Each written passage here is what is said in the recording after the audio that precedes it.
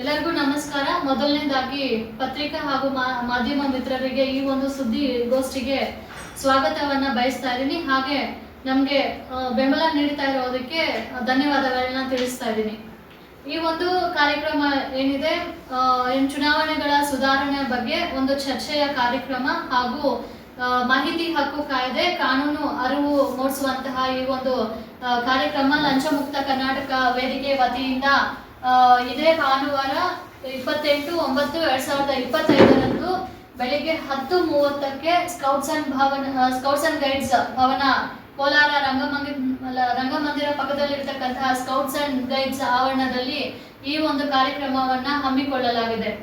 ಲಂಚ ಮುಕ್ತ ಕರ್ನಾಟಕ ನಿರ್ಮಾಣ ವೇದಿಕೆ ಏನ್ ಮಾಡ್ತಾ ಇದೆ, ಹಾಗಾದ್ರೆ ಅದರ ಉದ್ದೇಶ ಏನು ಅನ್ನುವಂತಹ ವಿಚಾರಗಳು ತಿಳಿಬೇಕು ಅಂತಂದ್ರೆ 2016ರಲ್ಲಿ KRS ಪಕ್ಷದ ರಾಜ್ಯ ಗೌರವಾಧ್ಯಕ್ಷರಾದ ರವಿಕೃಷ್ಣ ರೆಡ್ಡಿ ಅವರು ಹಾಗೂ ಅವರ ಒಂದು ನಿಯೋಗ ಲಂಚ ಮುಕ್ತ ಕರ್ನಾಟಕ ವೇದಿಕೆಯನ್ನು ಇಡೀ ರಾಜ್ಯಾದ್ಯಂತ ಭ್ರಷ್ಟಾಚಾರ ನಿರ್ಮೂಲನೆ ಮಾಡೋದಕ್ಕೆ, ಈ ಒಂದು ಲಂಚಾವತಾರವನ್ನ ನಿಲ್ಲಿಸೋದಕ್ಕೆ, ಅಕ್ರಮ ಅನ್ಯಾಯಗಳನ್ನ ನಿಲ್ಲಿಸೋದಕ್ಕೆ ಪಕ್ಷ ಕಟ್ಟೋಕ್ಕಿಂತ ಮೊದಲು ಇದು ಒಂದು ಒಳ್ಳೆಯ ರೀತಿಯಲ್ಲಿ ಒಂದು ಸಂಘಟನೆ ಮುಖಾಂತರ ಇದೆಲ್ಲ ಮಾಡಬೇಕು ಅಂತ ಹೇಳಿ ಒಂದು ಆಶಯವನ್ನ ಇಟ್ಕೊಂಡು ಲಂಚ ಮುಕ್ತ ಕರ್ನಾಟಕ ವೇದಿಕೆ ವತಿಯಿಂದ ಎಲ್ಲ ತಾಲೂಕು ಕಚೇರಿಗಳು, ಸಬ್ ರಿಜಿಸ್ಟರ್ ಆಫೀಸ್ಗಳು, ನಾಡ ಕಚೇರಿಗಳು, ಪಂಚಾಯಿತಿಗಳು ಭೇಟಿ ಕೊಟ್ಟು ಅಲ್ಲಿ ಸಮಾಜಮುಖಿ ಕೆಲಸಗಳನ್ನ ಮಾಡೋದ್ರ ಮುಖಾಂತರ, ಲಂಚ ಮುಕ್ತ ಅಭಿಯಾನಗಳನ್ನ ಮಾಡೋದ್ರ ಮುಖಾಂತರ ಇಡೀ ರಾಜ್ಯಕ್ಕೆ ಒಂದು ಸಂಚಲನ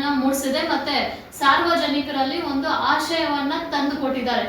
ಎಲ್ಲ ಆಗೋಯ್ತು, ಇನ್ನು ನಮ್ಮ ಕಷ್ಟಗಳನ್ನ, ಈ ಲಂಚಾವತಾರಗಳನ್ನ, ಅಕ್ರಮಗಳನ್ನ ಹೇಳೋರು ಯಾರು ಇಲ್ಲ ಅನ್ನುವಂತಹ ಸಂದರ್ಭದಲ್ಲಿ ಒಂದು ಆಶಾಕಿರಣವಾಗಿ ಲಂಚ ಮುಕ್ತ ಕರ್ನಾಟಕ ನಿರ್ಮಾಣ ವೇದಿಕೆ ಹಾಗೂ KRS ಪಕ್ಷ ಅನ್ನೋದು ಒಂದು ಆಶಾಕಿರಣವಾಗಿ ಜನರ ಕಣ್ಣು ಮುಂದೆ ಬಂದಿದೆ.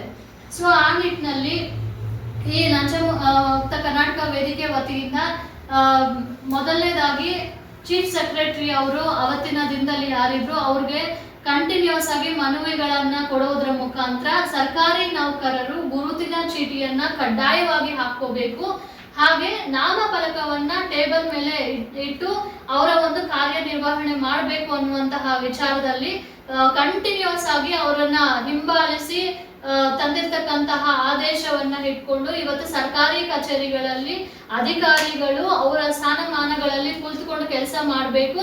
ಆ ನಿಟ್ಟಿನಲ್ಲಿ ಮೂರನೆಯ ವ್ಯಕ್ತಿಗಳು ಬಂದು ಅಲ್ಲಿ ಕೂತ್ಕೊಂಡು ಬ್ರೋಕರ್ಗಳು ಅಂತ ಯಾರು ಹೇಳ್ತಾರೆ ಅವ್ರು ಅಲ್ಲಿ ಕೂತ್ಕೊಂಡು ಕೆಲಸ ಮಾಡಿದ್ರೆ ಅಲ್ಲಿ ಅನ್ಯಾಯಗಳಾಗತ್ತೆ, ಅಕ್ರಮಗಳಾಗತ್ತೆ. ಆಗ ಅಧಿಕಾರಿಗಳಿಗೆ ಅದೊಂದು ಕಪ್ಪು ಚುಕ್ಕೆ ಆಗಿ ಉಳಿಯುತ್ತೆ, ಭ್ರಷ್ಟಾಚಾರ ಜಾಸ್ತಿ ಆಗುತ್ತೆ ಅನ್ನುವಂತಹ ನಿಟ್ಟಿನಲ್ಲಿ ಮೊದಲನೇದಾಗಿ ಯಾವ ಅಧಿಕಾರಿ ನೇಮಕ ಆಗಿದಾರೋ ಅದೇ ಅಧಿಕಾರಿ ಆ ಸ್ಥಳದಲ್ಲಿ ಕೂತ್ಕೊಂಡು ಕೆಲಸ ಮಾಡಬೇಕು ಅನ್ನುವಂತಹ ವಿಚಾರವನ್ನ ಮಂಡಿಸ್ಬೇಕು ಅನ್ನುವಂತಹ ನಿಟ್ಟಿನಲ್ಲಿ ಗುರುತಿನ ಚೀಟಿ ಮತ್ತೆ ನಾಮಫಲಕ ಕಡ್ಡಾಯವಾಗಿ ಹಾಕಬೇಕು ಅಂತ ಹೇಳಿ ಒಂದು ಹೋರಾಟದ ಮೂಲಕ ಮತ್ತೆ ಚೀಫ್ ಸೆಕ್ರೆಟರಿ ಅವರಿಗೆ ಮನವಿಯನ್ನ ಕೊಡೋದ್ರ ಮೂಲಕ ಲಂಚ ಮುಕ್ತ ಕರ್ನಾಟಕ ವೇದಿಕೆ ವತಿಯಿಂದ ಈ ಒಂದು ಆದೇಶವನ್ನ ಸೆಕ್ರೆಟರಿ ಅವರು ಹೊರಡಿಸೋ ರೀತಿಯಲ್ಲಿ ಮಾಡ್ತಾರೆ.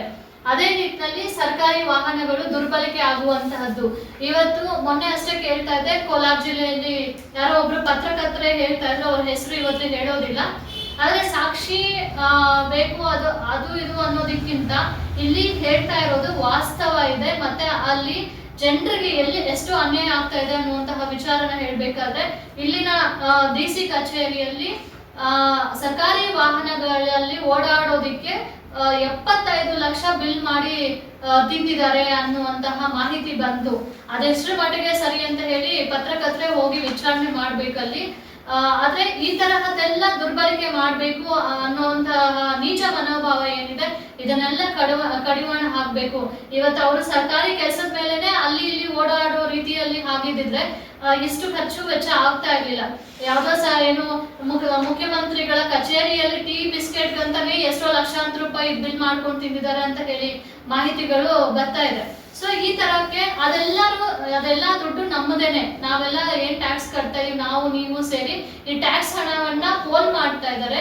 ಆ ಪೋಲ್ ಮಾಡುವಂತ ಹಣನ ಉಳಿಸಿದ್ರೆ ಬಡವರು ಅನ್ನೋ ಮಾತೆ ಈ ಒಂದು ಸಮಾಜದಲ್ಲಿ ಬರೋದಿಲ್ಲ, ಸಮಾಜಮುಖಿ ಕೆಲಸಗಳನ್ನ ಆಗ್ಲಿ ಅಂತ ಹೇಳಿ ಈ ಲಂಚ ಮುಕ್ತ ಕರ್ನಾಟಕ ವೇದಿಕೆ ನಿರ್ಮಾಣ ಆಗಿದೆ.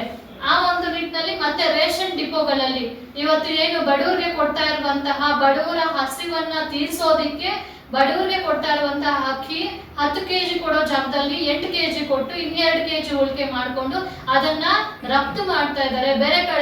ಬೇರೆ ದೇಶಗಳಿಗೆ ಬೇರೆ ಕಡೆಗಳಲ್ಲಿ ಸೇಲ್ ಮಾಡ್ಕೊಳ್ತಾ ಇದ್ದಾರೆ.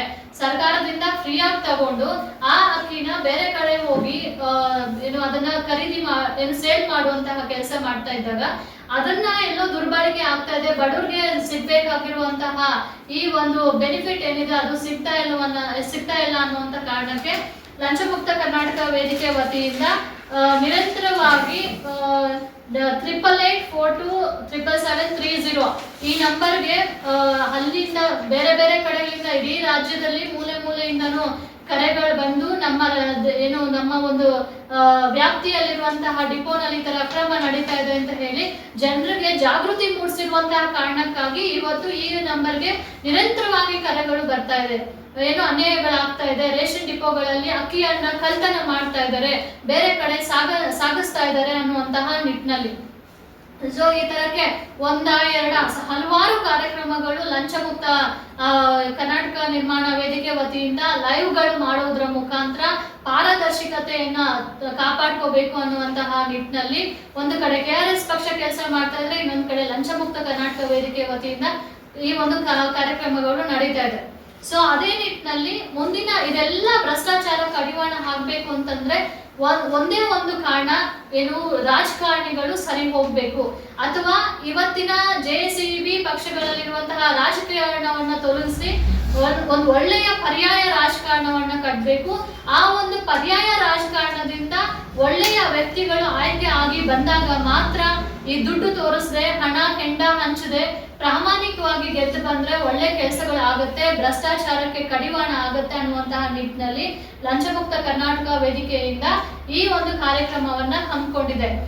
ಈಗಾಗಲೇ ನಾನು ಹೇಳಿದಾಗ ಈ ಕಾರ್ಯಕ್ರಮದಲ್ಲಿ ಮೊದಲನೇ ಹಂತದಲ್ಲಿ ಬೆಳಗ್ಗೆ 10:30ರಿಂದ ಮಧ್ಯಾಹ್ನ ಊಟದ ಸಮಯವರೆಗೆ ಈ ಒಂದು ಏನು ಚುನಾವಣಾ ಸುಧಾರಣೆಗಳ ಬಗ್ಗೆ ಚರ್ಚೆ ನಡೆಯುತ್ತೆ. ಅದು ಆರೋಗ್ಯಕರವಾಗಿ ಎಲ್ಲ ಕಡೆ ಆಗ್ಬೇಕಾಗಿರುವಂತಹದ್ದು. ಮತ್ತೆ ನನ್ಗೆ ಗೊತ್ತಿರುವ ಪ್ರಕಾರ ಈ ಭಾಗದಲ್ಲಿ ಅಪರೂಪದ ಕಾರ್ಯಕ್ರಮ, ಈ ತರದ ಕಾರ್ಯಕ್ರಮ ಪಕ್ಷಾತೀತವಾಗಿ, ಜಾತ್ಯತೀತವಾಗಿ, ಧರ್ಮಾತೀತವಾಗಿ ಈ ಒಂದು ಕಾರ್ಯಕ್ರಮ ನಡೀತಾ ಇದೆ. ಕೋಲಾರ ಜಿಲ್ಲೆಯಲ್ಲಿ ಈ ಒಂದು ಕಾರ್ಯಕ್ರಮಕ್ಕೆ KRS ಪಕ್ಷದ ರಾಜ್ಯ ಗೌರವಾಧ್ಯಕ್ಷರು ಹಾಗೂ ಲಂಚ ಮುಕ್ತ ಕರ್ನಾಟಕ ನಿರ್ಮಾಣ ವೇದಿಕೆಯ ಏನು ಗೌರವಾಧ್ಯಕ್ಷರಾದ ರವಿಕೃಷ್ಣ ರೆಡ್ಡಿ ಅವರು ಈ ಕಾರ್ಯಕ್ರಮಕ್ಕೆ ಬರ್ತಾ ಇದ್ದಾರೆ. ಅದೇ ನಿಟ್ಟಿನಲ್ಲಿ ರಾಜ್ಯ ವಿಧಾನ ಪರಿಷತ್ ಸಭಾಪತಿಗಳಾದ ಮಾಜಿ ಸಭಾಪತಿಗಳಾದ VR ಸುದರ್ಶನ್ ರವರು ಸಹ ಈ ಒಂದು ಕಾರ್ಯಕ್ರಮಕ್ಕೆ ಬರ್ತಾ ಇದ್ದಾರೆ. ಹಾಗೆ ಸಾಮಾಜಿಕ ರಾಜಕೀಯ ಕನ್ನಡ ಪರ ಹೋರಾಟಗಾರರಾದ ಮತ್ತೊಬ್ಬ ವ್ಯಕ್ತಿ ರಮೇಶ್ ಬೆಲ್ಲಂಕೊಂಡರ್ ಅವರು ಸಹ ಈ ಕಾರ್ಯಕ್ರಮಕ್ಕೆ ಬರ್ತಾ ಇದ್ದಾರೆ. ಖ್ಯಾತ ವಕೀಲರಾದ ರತ್ನಗೌಡರ್ ಅವರು ನಮ್ಮ ಕೋಲಾರ ಜಿಲ್ಲೆಯವರೇನೆ, ಅವರೂ ಸಹ ಈ ಒಂದು ಕಾರ್ಯಕ್ರಮಕ್ಕೆ ಬರ್ತಾ ಇದ್ದಾರೆ. ಇದರ ಜೊತೆಗೆ KRS ಪಕ್ಷದ ನಿಯೋಗ ಜಿಲ್ಲಾ ಸಮಿತಿ ಮಂಜುನಾಥ್ ಅವರು, ಮತ್ತೆ ಜಿಲ್ಲಾಧ್ಯಕ್ಷರು, ಮತ್ತೆ ವಿಜಯ್ ರೆಡ್ಡಿ ಅವರು, ಉಪಾಧ್ಯಕ್ಷರಾದ ಸಲ್ಮಾನ್ ಅವರು, ಮತ್ತೆ ಹಲವಾರು, ಮತ್ತೆ ಶ್ರೀನಿವಾಸ್ ಅವರು ಆ ಕಡೆ ಕೂತಿದ್ದಾರೆ. ಕೋಲಾರ ತಾಲೂಕು ಅಧ್ಯಕ್ಷರಾದ ಶ್ರೀನಿವಾಸ್ ರವರು, ಮತ್ತೆ ಜಿಲ್ಲಾ ಯುವ ಘಟಕದ ಅಧ್ಯಕ್ಷರಾದ ಪ್ರವೀಣ್ ರವರು, ಇನ್ನೂ ಹಲವಾರು ಸಂಘ ಸಂಸ್ಥೆಗಳ ಮುಖಂಡರು ಮತ್ತೆ ಸಾಮಾಜಿಕ ಕಳಕಳಿ ಉಳ್ಳ ವ್ಯಕ್ತಿಗಳು ಸಹ ಈ ಒಂದು ಕಾರ್ಯಕ್ರಮಕ್ಕೆ ಭಾಗವಹಿಸ್ತಾ ಇದ್ದಾರೆ. ಸೊ ಈ ಒಂದು ಕಾರ್ಯಕ್ರಮದಲ್ಲಿ ಕಾನೂನು ಅರಿವು ತರಬೇತಿನೂ ಸಹ ನಡೆಯುತ್ತೆ. ಮಧ್ಯಾಹ್ನದ ನಂತರ ಈ ಒಂದು ಕಾನೂನು ಅಡಿಯಲ್ಲಿ ಕಾನೂನು ಅರಿವು ಮತ್ತೆ RTI ಕಾರ್ಯಾಗಾರವನ್ನು ಸಹ ಹಮ್ಮಿಕೊಳ್ಳಲಾಗಿದೆ. ಸೊ ಇದೇ ಒಂದು ಕಾರ್ಯಕ್ರಮದಲ್ಲಿ ಫ್ರಮ್ ಡೇಂಜರ್ ಟು ಡಿಸ್ಕ್ಲೋಜರ್ ಅನ್ನುವಂತಹ RTI ಪುಸ್ತಕವನ್ನ ಸಹ ಮಂಜುನಾಥ್ ಹಿರೇಚೌಟಿ ಅವರು ಸಹ ಬಿಡುಗಡೆಯನ್ನ ಮಾಡ್ತಾ ಇದ್ದಾರೆ. ಮತ್ತೆ ಈ ಒಂದು ಕಾರ್ಯಕ್ರಮ ಲಂಚಮುಕ್ತ ಕರ್ನಾಟಕ ನಿರ್ಮಾಣ ವೇದಿಕೆಯ ಅಧ್ಯಕ್ಷರಾದ VR ಮರಾಠೆ ರವರ ಅಧ್ಯಕ್ಷತೆಯಲ್ಲಿ ಈ ಒಂದು ಕಾರ್ಯಕ್ರಮ ಆಯೋಜನೆ ಮಾಡಲಾಗ್ತಾ ಇದೆ.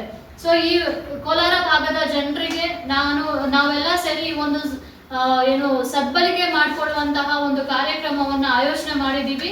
ಇದು ಯಾರ ಒಂದು ವೈಯಕ್ತಿಕ ವಿಚಾರಕ್ಕೋ ಏನೋ ಒಂದು ಲಾಭಕ್ಕೋ ಮಾಡ್ತಾ ಇರುವಂತಹದ್ದಲ್ಲ. ಇಡೀ ಸಮಾಜದ ಬದಲಾವಣೆಗಾಗಿ ಈ ಕಾರ್ಯಕ್ರಮ ತುಂಬಾ ಅನಿವಾರ್ಯ ಆಗಿದೆ. ಮತ್ತೆ ಸಾರ್ವಜನಿಕರಿಗೆ ಇವತ್ತು ಮಾಹಿತಿ ಕೊರತೆಗಳು ಇದ್ದ ಕಾರಣಕ್ಕಾಗಿ ಈ ಅಕ್ರಮಗಳು ಅನ್ಯಾಯಗಳು ಜಾಸ್ತಿ ಆಗ್ತಾ ಇದೆ. ಮತ್ತೆ ಎಲ್ಲ ಒಂದು ಕಡೆ ಬಹುತೇಕ ಈ JCB ಪಕ್ಷಗಳಲ್ಲಿ ಇನ್ವಾಲ್ವ್ ಆಗಿರುವಂತಹ ಕೆಲವೊಂದು ಮುಖಂಡರುಗಳು ದುಡ್ಡಿನ ಆಸೆಗಾಗಿ ಅವ್ರ ಹಿಂದೆ ಬೀಳ್ತಾ ಇದ್ದಾರೆ. ಬಿಟ್ರೆ ಎಲ್ಲರೂ ಘೋಷಣೆ ಮಾಡಿದ್ರೆ ನಾನು ದುಡ್ಡು ಹಂಚೋದಿಲ್ಲ, ಈ ಸಾರಿ ಪ್ರಾಮಾಣಿಕವಾಗಿ ಎಲೆಕ್ಷನ್ ನಿಲ್ತಾ ಇದೀವಿ ಅಂತಂದ್ರೆ ಅಲ್ಲಿ ಜನರು ಫಸ್ಟ್ ಆಯ್ಕೆ ಮಾಡ್ಕೊಳ್ಳೋದೇ ಇವತ್ತು KRS ಪಕ್ಷ ಅಂತ ನಮ್ಗೆ ಗೊತ್ತಿದೆ. ಸೊ ಆ ಒಂದು ನಿಯೋಗದಲ್ಲಿ ಒಳ್ಳೆ ಸಮಾಜವನ್ನ ನಿರ್ಮಾಣ ಮಾಡಬೇಕು ಅಂತಂದ್ರೆ ಇದೆಲ್ಲ ತರಹದ ಚರ್ಚೆಗಳು ಆಗ್ಬೇಕು. ಮತ್ತೆ ಸಮಾಜದಲ್ಲಿ ಆಗ್ತಾ ಇರುವಂತಹ ಆಗು ಹೋಗುಗಳ ಬಗ್ಗೆ ತಿಳುವಳಿಕೆಗಳು ಮೂಡಿಸ್ಬೇಕು. ಅವರಿಗೆ ಕಾನೂನಿನ ಅರಿವನ್ನು ಮೂಡಿಸಿದಾಗ ಸಾರ್ವಜನಿಕರು ಧೈರ್ಯವಾಗಿ ಬದುಕುವಂತಹ ವಾತಾವರಣ ನಿರ್ಮಾಣ ಆಗುತ್ತೆ. ಇವತ್ತೆಲ್ಲಾದ್ರೂ ಹೋದ್ರೆ ಪ್ರಶ್ನೆ ಮಾಡ್ಬೇಕು ಅಂತಂದ್ರೆ ಧೈರ್ಯ ಸಾಕಾಗ್ತಾ ಇಲ್ಲ ಸಾಮಾನ್ಯ ಜನರಿಗೆ. ಅದು ನ್ಯಾಯಬದ್ಧ ಸಮಸ್ಯೆ ಇದ್ರೂ ಸಹ ಒಂದು DC ನೋಡಿದ್ರೆ ಅಯ್ಯೋ ಯಾರೋ ಸುಪ್ರೀಂ ಬಂದ ಅಲ್ವಾ ಅಥವಾ ನಮ್ಮನ್ನ ಆಳ್ವಿಕೆ ಮಾಡುವಂತಹ ಒಬ್ಬ ವ್ಯಕ್ತಿ ಬಂದ ಅನ್ನೋ ತರಕ್ಕೆ ಭಯ ಪಟ್ಕೊಂಡು ಇವತ್ತು ಇದು ಮಾಡ್ತಾ ಇದ್ರು. ಒಬ್ಬ MLA MP ನಮ್ಮನ್ನ ಆಳ್ವಿಕೆ ಮಾಡುವಂತಹ ಮಟ್ಟಕ್ಕೆ ನಾವು ಕರ್ಕೊಂಡು ಹೋಗಿ ಇಟ್ಕೊಂಡಿದೀವಿ. ಆದ್ರೆ ನಾವು ಅರ್ಥ ಮಾಡ್ಕೋಬೇಕಾಗಿರೋದು ಅವರು ನಮ್ಮ ಸೇವೆಗಾಗಿ ನಾವೇ ದುಡ್ಡು ಕೊಟ್ಟು ಸಂಬಳ ಕೊಟ್ಟು ನಮ್ಮ ಸೇವೆ ಮಾಡಿ ಅಂತ ಹೇಳಿ ನಾವು ಅವರನ್ನ ಯಾವತ್ತು ಮನಸ್ಸು ಬಿಚ್ಚಿ ಮಾತಾಡುವಂತರಾಗ್ತೀವೋ ಅಥವಾ ಧೈರ್ಯದಿಂದ ಮಾತಾಡುವಂತರಾಗ್ತೀವೋ ಅದುವರೆಗೂ ಈ ಸಮಾಜ ಬದಲಾವಣೆ ಆಗೋದಿಲ್ಲ. ಈ JCB ಅನ್ನುವಂತಹ ಸಂಸ್ಕಾರವನ್ನ ಬಿಟ್ಟು ಒಳ್ಳೆಯ ಸಂಸ್ಕೃತಿ ಇರತಕ್ಕಂತಹ ಸಮಾಜವನ್ನ, ಸಂಪ್ರದಾಯ ಇರುವಂತಹ ಸಮಾಜವನ್ನ ಎಲ್ಲಾ ಪಕ್ಷದವರು, ಎಲ್ಲಾ ಮುಖಂಡರು ಜಾತ್ಯತೀತವಾಗಿ ಧರ್ಮಾತೀತವಾಗಿ ಈ ಒಂದು ಕಾರ್ಯಕ್ರಮಗಳಲ್ಲಿ ತೊಡಗಿಸ್ಕೊಂಡು ಮುಂದಿನ ಪೀಳಿಗೆಯನ್ನು ಉಳಿಸ್ಕೊಡ್ಬೇಕು ಅಂತ ಹೇಳಿ ತಮ್ಮೆಲ್ಲರಲ್ಲೂ ಮನವಿ ಮಾಡ್ಕೊಳ್ತಾ ಈ ಒಂದು ಕಾರ್ಯಕ್ರಮಕ್ಕೆ ದಯವಿಟ್ಟು ಎಲ್ಲರೂ ಸರಿಯಾದ ಸಮಯಕ್ಕೆ ಬಂದು ಪಾಲ್ಗೊಂಡು ಈ ಕಾರ್ಯಕ್ರಮನ ಹೆಚ್ಚಿನ ಸಂಖ್ಯೆಯಲ್ಲಿ ಬಂದು ಪಾಲ್ಗೊಂಡು ಈ ಕಾರ್ಯಕ್ರಮವನ್ನ ಯಶಸ್ಸು ಮಾಡಬೇಕು. ಮತ್ತೆ ಇದರಲ್ಲಿ ಕಲ್ತಿರುವಂತಹ ವಿಚಾರಗಳನ್ನ ನಿಮ್ಮ ಹಳ್ಳಿಗಳಲ್ಲಿ ಎಲ್ಲರೂ ಒಗ್ಗಟ್ಟಾಗಿ ಅವ್ರಿಗೂ ಸಹ ಒಳ್ಳೆ ವಿಚಾರಗಳನ್ನ ಹಂಚಿ ಮುಂದಿನ ದಿನಗಳಲ್ಲಿ ಒಳ್ಳೆಯ ರಾಜಕೀಯ ಬೆಳವಣಿಗೆಗೆ ನಿಮ್ಮೆಲ್ಲರ ಸಹಕಾರ ಬೆಂಬಲ ಇರಬೇಕು ಮತ್ತೆ ನೀಡಬೇಕು ಅಂತ ಈ ನಿಮ್ಮ ಮೂಲಕ ಈ ಒಂದು ಸಮಾಜಕ್ಕೆ ಕೇಳ್ಕೊಳ್ತಾ ಇದ್ದೀವಿ. ಸೊ ಅವತ್ತಿನ ದಿನ ಪತ್ರಿಕಾ ಹಾಗೂ ಮಾಧ್ಯಮ ಮಿತ್ರರು ಸಹ ಹೆಚ್ಚಿನ ಸಂಖ್ಯೆಯಲ್ಲಿ ಬಂದು ಒಬ್ಬ ಪತ್ರಕರ್ತ ಮನ್ಸು ಮಾಡಿದ್ರೆ ಒಬ್ಬ ರಾಜಕಾರಣಿನ ಅಥವಾ ಸಮಾಜಮುಖಿ ಕೆಲಸ ಮಾಡ್ತಕ್ಕಂತಹ ವ್ಯಕ್ತಿಗಳನ್ನ ರಾತ್ರೋರಾತ್ರಿ ಮೇಲೇನೂ ತರ್ಬೋದು, ಇಲ್ಲ ಅಂತಂದ್ರೆ ಕೆಳಗಡೆನೂ ಬೀಳಿಸ್ಬೋದು. ಅಷ್ಟು ಶಕ್ತಿ ಪತ್ರಿಕೋದ್ಯಮಕ್ಕೆ ಮಾಧ್ಯಮಕ್ಕೆ ಮಾತ್ರ ಇದೆ. ಆದ್ರೆ ಮನ್ಸು ಮಾಡಿಲ್ಲ ಅನ್ನೋ ಒಂದು ವಿಚಾರ ಬಿಟ್ರೆ, ಆದ್ರೆ ನೀವೆಲ್ಲರೂ ಮನ್ಸು ಮಾಡ್ತೀರಾ, ಮುಂದಿನ ಪೀಳಿಗೆ ಬಯಸ್ತಾ ಇದ್ರೆ. ಯಾಕಂದ್ರೆ ನನ್ನ ಹತ್ರನೇ ಎಷ್ಟೋ ಜನ ಬಂದು ಪತ್ರಕರ್ತರು ಸಹ ಹೇಳ್ತಾ ಇದ್ದಾರೆ ಈ ಸಮಾಜನ ತಿದ್ದಬೇಕು, ಏನೋ ಒಂದು ಬದಲಾವಣೆ ಮಾಡ್ಬೇಕು ಅಂತ. ಓರಲ್ ಆಗಿ ಹೇಳ್ತಾ ಕೂತ್ಕೊಂಡ್ರೆ ಸಾಕಾಗಲ್ಲ. ಮುಂದಿನ ದಿನಗಳಲ್ಲಿ ನಾವು ನೀವು ಒಗ್ಗಟ್ಟಾಗಿ ಒಂದು ನಿಯೋಗವಾಗಿ ಕೆಲಸ ಮಾಡಿದಾಗ ಮಾತ್ರ ಇದು ಸಾಧ್ಯ ಆಗುತ್ತೆ. ಸೊ ಈ ಕಾರ್ಯಕ್ರಮಕ್ಕೆ ನಿಮ್ಮ ಬೆಂಬಲ ಸಹ ಕೊಡೋದ್ರ ಮೂಲಕ ಈ ಸಮಾಜಕ್ಕೆ ಒಳ್ಳೇದ್ ಮಾಡೋಣ, ಎಲ್ಲರೂ ಕೈ ಜೋಡಿಸಿ ಅಂತ ಕೇಳ್ಕೊಳ್ತಾ ಈ ಒಂದು ಪತ್ರಿಕಾಗೋಷ್ಠಿಗೆ ಧನ್ಯವಾದಗಳು. ಹಾಗೆ ನೀವೆಲ್ಲ ಬಂದಿದ್ದಕ್ಕೆ ಧನ್ಯವಾದಗಳು. ಹಾಗೆ ಇವತ್ತಿನ ಪತ್ರಿಕಾಗೋಷ್ಠಿಗೆ KRS ಪಕ್ಷದ ಜಿಲ್ಲಾಧ್ಯಕ್ಷರು ಹಾಗೂ ಲಂಚಮುಕ್ತ ಕರ್ನಾಟಕ ವೇದಿಕೆಯ ಸದಸ್ಯರು ಆಗಿರುವಂತಹ ಮಂಜುನಾಥ್ ಅವರು ಬಂದಿದ್ದಾರೆ. ಮತ್ತೆ ಜಿಲ್ಲಾ ಪ್ರಧಾನ ಕಾರ್ಯದರ್ಶಿಗಳಾದ KRS ಪಕ್ಷದ ಪ್ರಧಾನ ಕಾರ್ಯದರ್ಶಿಯಾದ ವಿಜಯ್ ರೆಡ್ಡಿ ಅವರು ಬಂದಿದ್ದಾರೆ. ಮತ್ತೆ ನಿಮ್ಮ ಹೆಸರು ಸರ್? ದೊರೆಸ್ವಾಮಿ ಅವರು ಕೋಲಾರ ತಾಲೂಕು ಪ್ರಧಾನ ಕಾರ್ಯದರ್ಶಿ ಅವರು ಬಂದಿದ್ದಾರೆ. ರಾಮಣ್ಣ ಅವರು ಕೋಲಾರ ತಾಲೂಕು ಕಾರ್ಯದರ್ಶಿ ಬಂದಿದ್ದಾರೆ. ಹಾಗೆ ವೆಂಕಟೇಶ್ ಅವರು ಲಂಚಮುಕ್ತ ಕರ್ನಾಟಕ ವೇದಿಕೆಯ ಕಾರ್ಯಕಾರಿ ಸಮಿತಿಯ ಸದಸ್ಯರು ಹಾಗೂ KRS ಪಕ್ಷದ ಯುವ ಘಟಕದ ಉಸ್ತುವಾರಿ ಹಾಗೂ ಕಾರ್ಯದರ್ಶಿ ಆಗಿ ಕೆಲಸ ಮಾಡ್ತಾ ಇದ್ದಾರೆ. ಇವರು ಸಹ ಇಲ್ಲಿದ್ದಾರೆ. ಮತ್ತೆ KGF ತಾಲೂಕು ಅಧ್ಯಕ್ಷರಾದ KRS ಪಕ್ಷದ ಅಧ್ಯಕ್ಷರಾದ ರಾಘವ್ ರೆಡ್ಡಿ ಅವರು ಇಲ್ಲಿದ್ದಾರೆ. ಮತ್ತೆ KRS ಪಕ್ಷದ ಜಿಲ್ಲಾ ಉಪಾಧ್ಯಕ್ಷರಾದ ಸಲ್ಮಾನ್ ಅವರು ಈ ಒಂದು ಸುದ್ದಿಗೋಷ್ಠಿಗೆ ಬಂದಿದ್ದಾರೆ. ನಿಮ್ಮ ಹೆಸರು? ಲಕ್ಷ್ಮಯ್ಯ ಅವರು ಕೋಲಾರ ತಾಲೂಕು ಕಾರ್ಯಕರ್ತರು, ರಮೇಶ್ ಅವರು ಕೋಲಾರ ತಾಲೂಕು ಕಾರ್ಯಕರ್ತರು ಹಾಗೂ ಶ್ರೀನಿವಾಸ್ ಅವರು ಕೋಲಾರ ತಾಲೂಕು ಅಧ್ಯಕ್ಷರು. ಮತ್ತೆ ಜಿಲ್ಲಾ ಟಿಆರ್ಎಸ್ ಪಕ್ಷದ ಯುವ ಘಟಕದ ಅಧ್ಯಕ್ಷರಾದ ಪ್ರವೀಣ್ ರವರು ಸಹ ಈ ಒಂದು ಸಭೆಗೆ, ಈ ಒಂದು ಸುದ್ದಿಗೋಷ್ಠಿಗೆ ಬಂದಿದ್ದಾರೆ. ಸೊ ಬಂದಿದ್ದಕ್ಕೆ ನಿಮ್ಮೆಲ್ಲರಿಗೂ ಧನ್ಯವಾದಗಳನ್ನ ತಿಳಿಸ್ತಾ, ನಿಮ್ದೇನಾದ್ರೂ ಪ್ರಶ್ನೆಗಳಿದ್ರೆ ದಯವಿಟ್ಟು ಕೇಳ್ಬೋದು, ಅಥವಾ ಇಲ್ಲ ಅಂತಂದ್ರೆ ನಿಮ್ಮ ಈ ವರದಿ ಮಾಡೋದ್ರ ಮುಖಾಂತರ ಈ ಒಂದು ಸುದ್ದಿಗೋಷ್ಠಿಗೆ ಬೆಂಬಲ ನೀಡಬೇಕು ಮತ್ತೆ ಈ ಕಾರ್ಯಕ್ರಮವನ್ನ ಯಶಸ್ಸು ಮಾಡಬೇಕು ಅಂತ ಕೇಳ್ಕೊಳ್ತೀವಿ. ನಮಸ್ಕಾರ.